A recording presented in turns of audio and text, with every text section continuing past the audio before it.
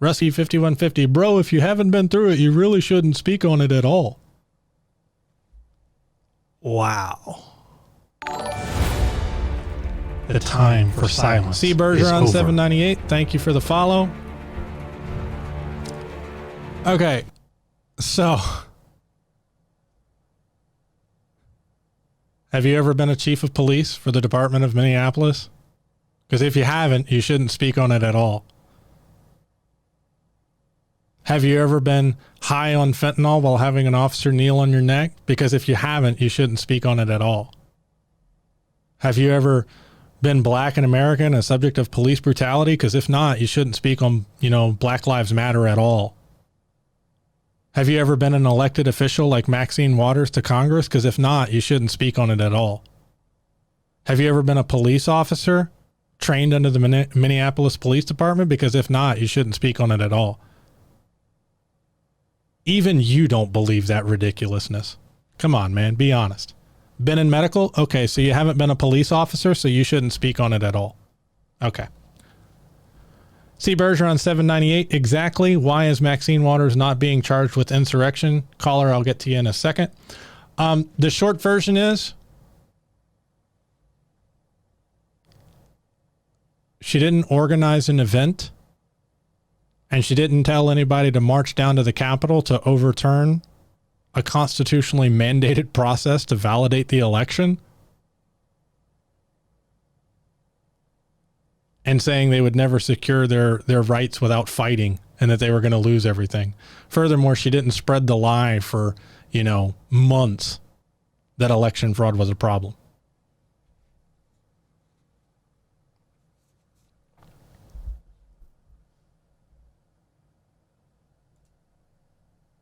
Here, Derek Chauvin stuff here.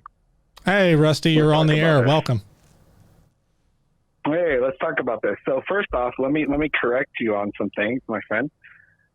One, I've worked EMS my entire adult life. Okay, so you're not a police officer? Overdose on fentanyl. So you're not a police officer? Let me speak. So you're not a police officer? Let me speak, why don't you? So you're not a police officer? This is the problem that you leftists have.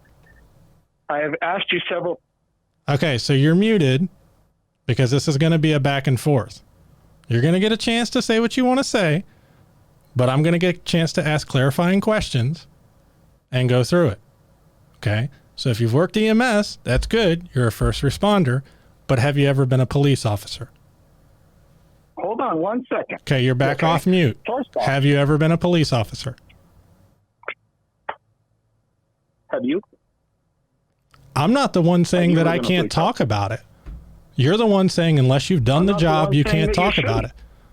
You did. I'm saying you shouldn't speak about it. Okay, well, have you been a police officer? And like I just was trying to explain to you, dumbass, no, I have not been a police Okay, so officer. by your logic, you shouldn't speak about it. Has worked in EMS. Okay, so you're back on mute.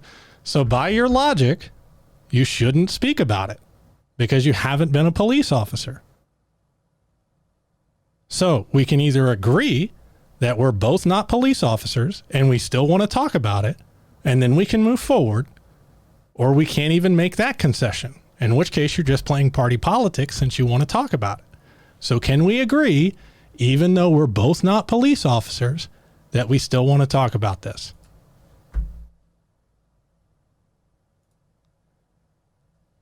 You're back off mute.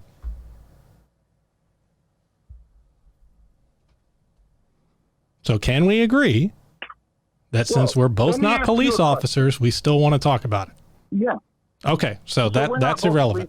Let me ask you a question then. Let me ask you a clarifying question. Of course. How many experiences and how many people have you treated who have had a fentanyl overdose? 0. 0. Yes. Exactly. So why would you place somebody in a recovery position who is actively overdosing? So that's departmental policy. Police departmental policy. I'm asking you a question. Stop for a moment and honestly answer. Why would you put somebody in a recovery position who is actively overdosing? You don't have a clue. That's what I'm saying. Okay, so let me pause you. You don't have the ability to speak on this. Can I answer? Because you don't have a clue to what you're talking about. Can I answer? Go ahead. Okay, So yeah, go ahead. Tell us why you would put somebody in a recovery position. Okay. Are you going to let me answer, or are you going to tell me my answer for me? I'm just asking you a question. And I'm trying to answer you, and you're not allowing me to. Like I said, this is going to be a back and forth. That's what you did to me. See, you talk over to people. Okay, you're back on mute so I can answer your question. Okay, so the question was asked, why would I, not an EMT, put somebody who was overdosing on fentanyl in a recovery position? My answer is because if I was Officer Chauvin, who was also not an EMT, I would trust the police department that I worked for and the training I received to provide medical guidance on why I would put somebody in a recovery position. That's why I received training on areas that are not my area of expertise. Like when I was in the military and I was taught how and when to place a tourniquet, I still hadn't been an EMT, but I would follow that training. Does that answer your question? You're back off mute. Okay, so now what does a tourniquet do to a person at their limb? And why is it that you think that every officer is not trained as an EMT or a first responder?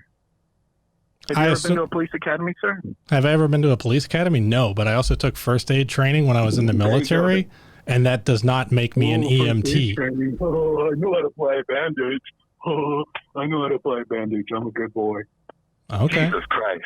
You're the problem with the leftists, though. I'm the problem with the leftists. You want leftists. to talk about things that you've never done anything to make your community better. I never done anything to make my community better. I served in the United States Army and protected this country and swore an oath to uphold and defend the United States Constitution, and I've never done anything to help this community. How long were you in the military, and what was your MOS?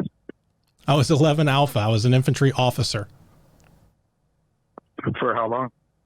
What does it matter? I've served my country. Because I want to know how long you were in. So what? Are you going to other people? Okay, so they serve their country. I'm happy that we disagree politically, but let's not pretend like nobody has ever served this country. Have you ever seen combat? No, and I don't claim to. So there you go. You've never served your country. You sat in the uniform and you collected a check for nothing. Oh, okay. So now you're gonna now because we disagree politically, you're against military too. Okay, that's nice to know. So anybody who served in the Cold War, anybody who served in the Cold War that didn't see combat, anybody who served in the Cold War that didn't see combat, they didn't serve their country. Fuck them. I just want to clarify your position here. Stop fucking grifting for extra support. Okay, so anybody who served in the military, if they didn't see combat, we're going to mute you again. Anybody who served in the military, just so you know, from Rusty here, if you didn't see combat when you served in the military, you're just grifting and you didn't actually serve your country. You were just wearing a uniform and taking money for nothing. You didn't do anything else to serve your country. Yeah, it's people like you who took money for sitting in a uniform who didn't do anything for your country. Did you ever serve in the military, sir? The military is nothing more than a grift. Did you ever serve in the military, sir? Bro, you ever heard of stolen valor? Did you ever serve in the military, sir? You ever heard of stolen valor? Yes, I've heard of stolen valor. That's claiming to serve in the military when you didn't. People like you who claim that they were in the military, who didn't do shit, who probably run around thinking that they deserve all these rewards and blah, blah, blah. Brother, I'm not going to submit my DD-214 to your fucking inspection. I'm under no obligation to do that. I've done my service. I'm sorry that hurts your feelings that somebody who served this country in the military can actually disagree with you politically. Let's stop and talk for a moment. What is serving the country? What is serving anybody? Isn't it doing something to make something better? What did the military do during your service to make this country better? Oh, well, I mean, I helped put out, I helped serve during forest fires in the state of Alaska.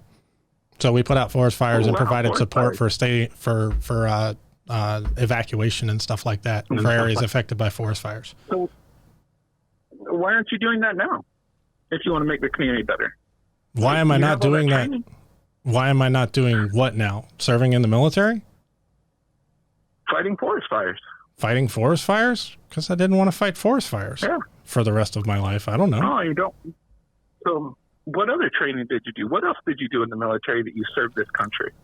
I was an infantry officer. I already told you. Okay, what did you do that served the country, that made your community any better? Protect, uphold, and defend the Constitution of the United States against all enemies, foreign and domestic. So the same oath that a cop takes, the same oath that a cop does not take an oath to the Constitution of the United States. Bro. Are you sitting here saying that police? Are you sitting here saying that police take an oath to defend the Constitution of the United States? Yeah, I actually do have proof if you want to see it, fuckface. Just to let you know. Are you sitting here saying that the police take an oath? Okay, you're back on mute again. Okay.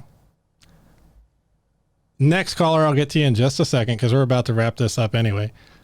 Rusty, I'm going to give you a chance to say your final word when I take you off mute. But my only question is, because you seem to make the claim that police take an oath to uphold and defend the Constitution of the United States against all enemies, foreign and domestic, which I am unaware of. Anyhow, you're back off mute.